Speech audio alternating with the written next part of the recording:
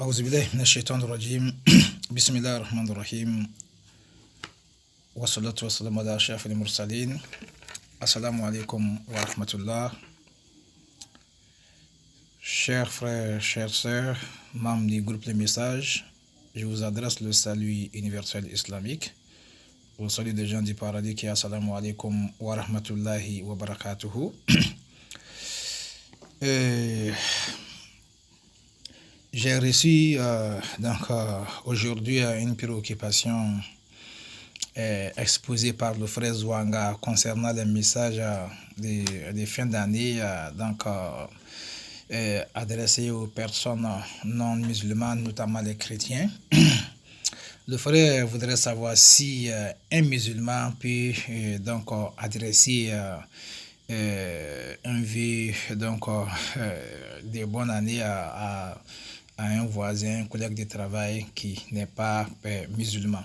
Alhamdulillah, avant de répondre à cette préoccupation sur laquelle nos savants se sont déjà penchés, Inch'Allah, j'aimerais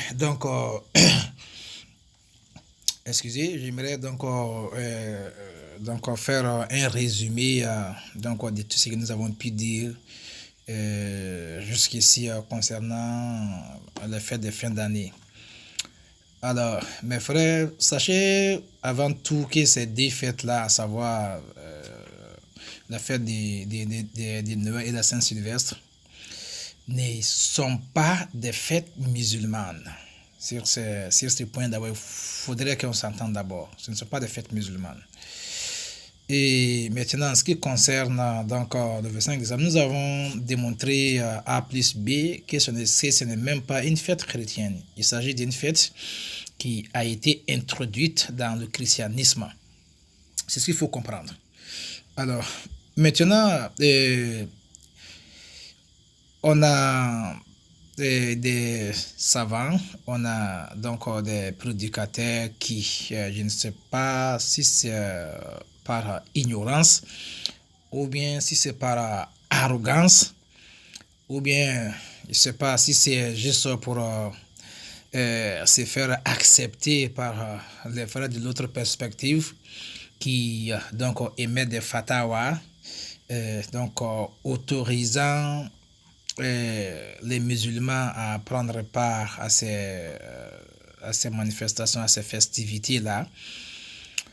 Alors, j'aimerais tout simplement répondre à cela que nulle part, sous aucun prétexte, ni avec vraiment aucun argument, nous avons vu que le prophète, paix et salut sur lui, avait pris part à une fête chrétienne ou juive. Jamais. Maintenant, je sais, quand je dis ça, quelqu'un est toujours prompt à me répliquer en me disant, mais écoutez, et Ashura.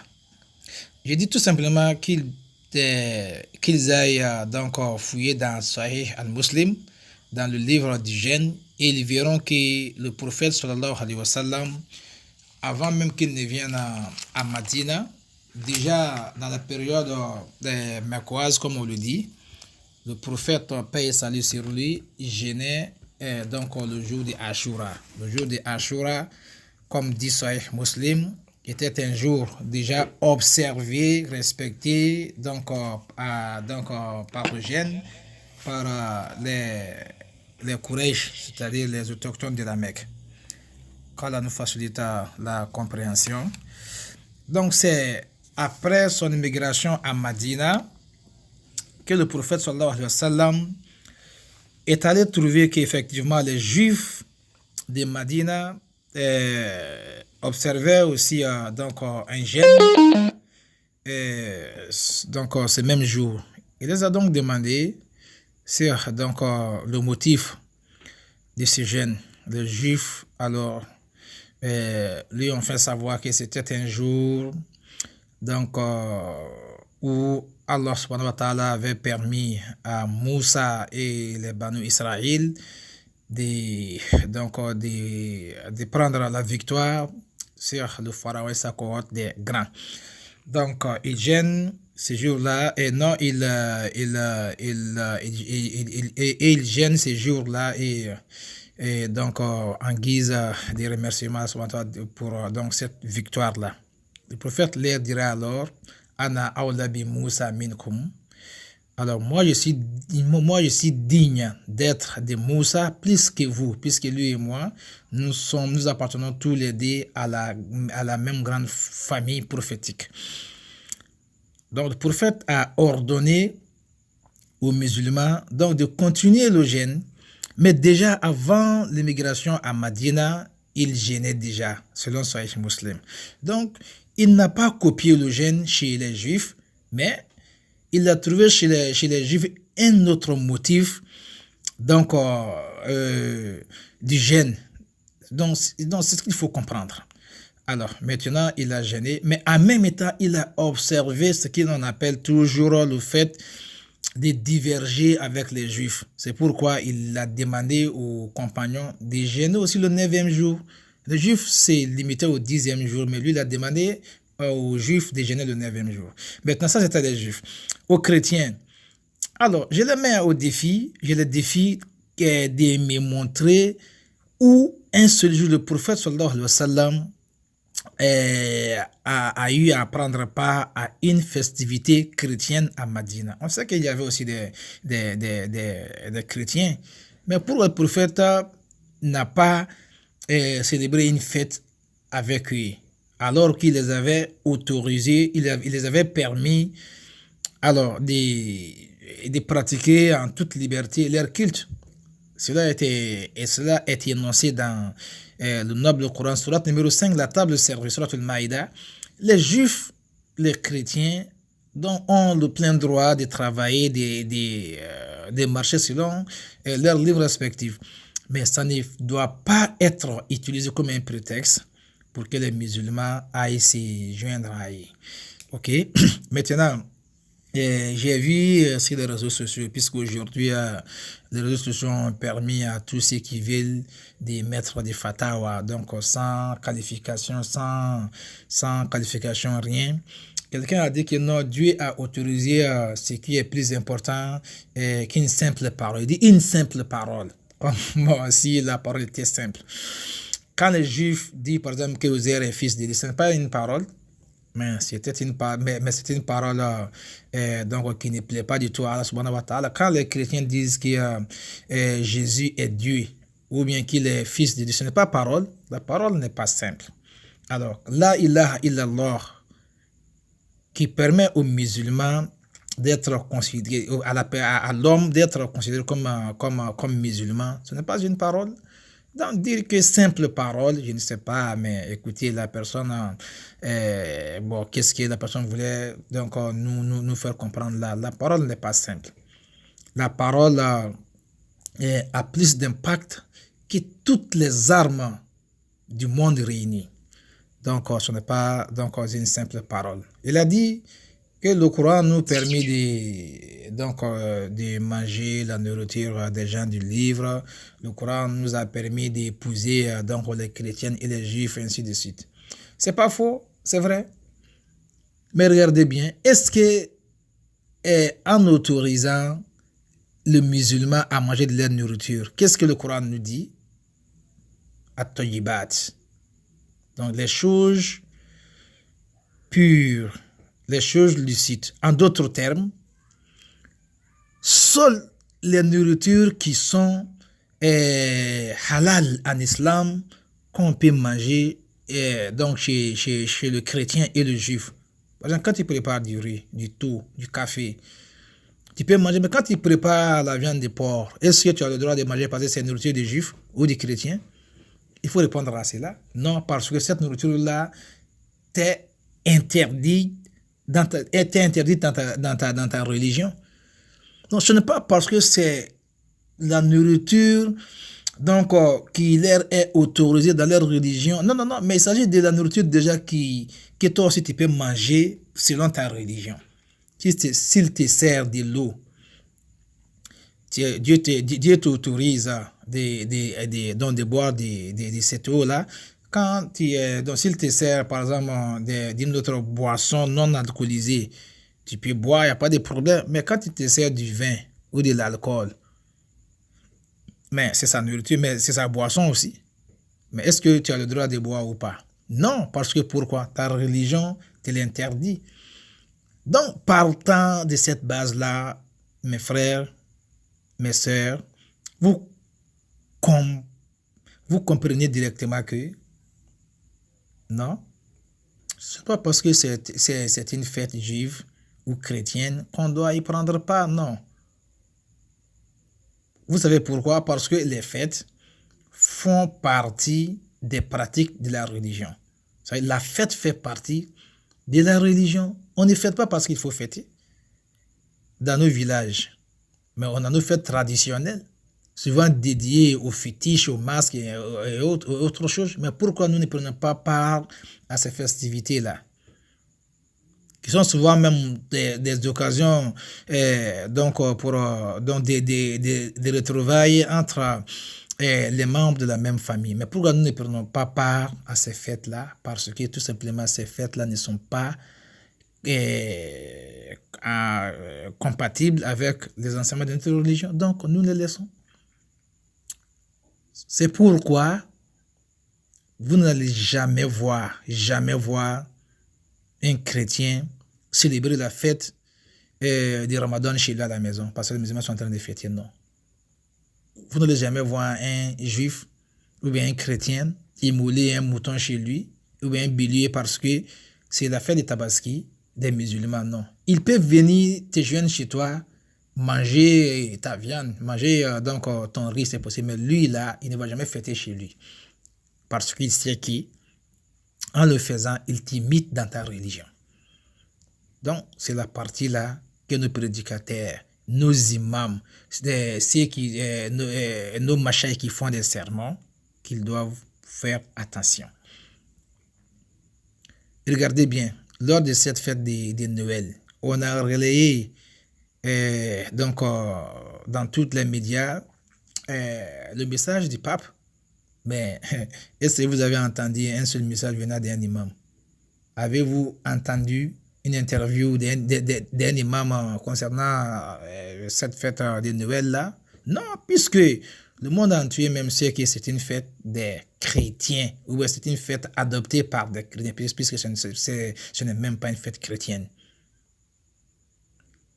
Alors, maintenant, et je vais revenir donc à la préoccupation du frère Zwanga, qui voudrait savoir si, même si on ne fête pas, mais est-ce qu'on peut adresser donc un message dédié à un frère qui est chrétien. Il va dire tout simplement que initialement c'est interdit. Maintenant, en islam, dans la jurisprudence islamique, on dit ad-darurat tubihul mahzurat, c'est-à-dire que la nécessité fait la loi. Nous vivons dans une société où l'islam, où les musulmans à eux seuls ne peuvent pas vivre indépendamment des autres. C'est-à-dire que dans nos lieux de travail, dans les écoles, ainsi de suite, on a des collègues, des frères, des voisins qui sont chrétiens. Alors, avec laquelle aussi on entretient donc de très bons rapports. Maintenant, qu'est-ce qu'il faut faire? Puisque lors de tes fêtes aussi, il te souhaite. Bonne chance et bonne fête.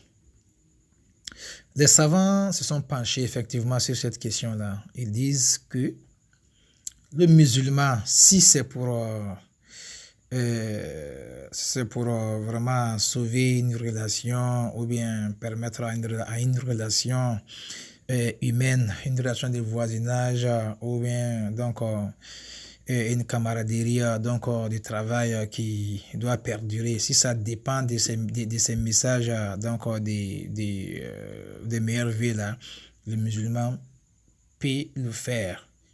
Il ne le fait pas parce que l'islam le recommande, mais il le fait parce que ça fait aussi partie de la vie. Donc c'est aussi une nécessité. Allah dit dans le Coran que Dieu il ne nous interdit pas d'être donc sociable, agréable envers ceux qui ne nous ont pas combattus et qui n'ont pas encouragé des gens aussi à nous combattre. C'est qu'ils soient juifs, qu'ils soient chrétiens, même qu'ils soient donc des athées, mais tant que cette personne-là ne nous a pas déclaré la guerre directement ou indirectement, nous pouvons donc faire donc des efforts afin de maintenir donc des bons rapports avec ces personnes-là. Donc sur ce, on peut dire que le musulman peut le faire donc dans ces conditions-là. Maintenant, souhaiter donc meilleur vie à quelqu'un est différent donc du fait de participer donc à une fête. C'est ce qu'il faut comprendre. Donc on peut le dire, passer, mais prendre part à ces fêtes-là, comme on le voit, certaines personnes, donc parce qu'ils ont des likes, donc ils n'ont que des suiveurs qui commentent, ils pensent qu'ils peuvent faire la loi. Non, non, non. L'islam a ses règles. Le prophète n'a jamais célébré une fête chrétienne. Non, non, non. Et encore, ce n'est même pas au nom donc d'une, c'est pas donc d'une flexibilité ou bien donc de la bonne cohabitation, tolérance religieuse, donc tous ces vocabulaires là qu'on va nous pousser à prendre part à des fêtes qui sont contraires, donc qui véhiculent des messages contraires, opposés même donc au fondement de notre religion. Les chrétiens disent que Jésus est Dieu, ils disent qu'il est fils de Dieu. Alors, en qualifiant Jésus de Dieu, de fils de Dieu, mais vous traitez Dieu de quoi? S'il est fils de Dieu, Marie donc serait qui donc pour Dieu? Son épouse? Non. Donc maintenant, mais tu vas fêter parce que c'est quoi? Est-ce que toi, musulman, tu as fini même de faire ta religion d'abord? Tu as vu les chrétiens venir te rejoindre chez toi? Bon, même souvent, je vois des prédicateurs dire que non, tel ou tel pasteur était chez moi dans mon mouloud. Mais toi, ton mouloud là, c'est légal? C'est normal? Mais chez lui là, est-ce que c'est légal? Toi, tu fais l'anniversaire, tu célèbres la naissance d'un messager, d'un serviteur de Dieu, mais lui, il est en train de célébrer la naissance de Dieu lui-même. Donc, mais vos motivations sont diamétralement opposées. Pourquoi tu ne vas pas danser encore dans l'église s'il vient prier chez toi le vendredi? Mais c'est aussi une adoration, non? Mais va l'aider aussi à danser, à chanter dans son église là. Chose que les chrétiens eux-mêmes sont divisés là-dessus. Il y a une grande partie des chrétiens qui ne célèbrent pas la Noël, qui considèrent comme une fête païenne, qui n'a rien à voir avec Jésus. Qu'Allah nous facilite la compréhension. Donc, ici, les membres du groupe de messages, encore merci une fois de plus pour votre attention, Inch'Allah. Merci encore de partager ces messages et invitez aussi que chacun de vous soit donc le porte-parole donc de l'islam. Alors, relayez le message au maximum. Voilà, donc, qu'Allah nous facilite la compréhension. Wassalamu alaikum wa rahmatullahi wa barakatuh.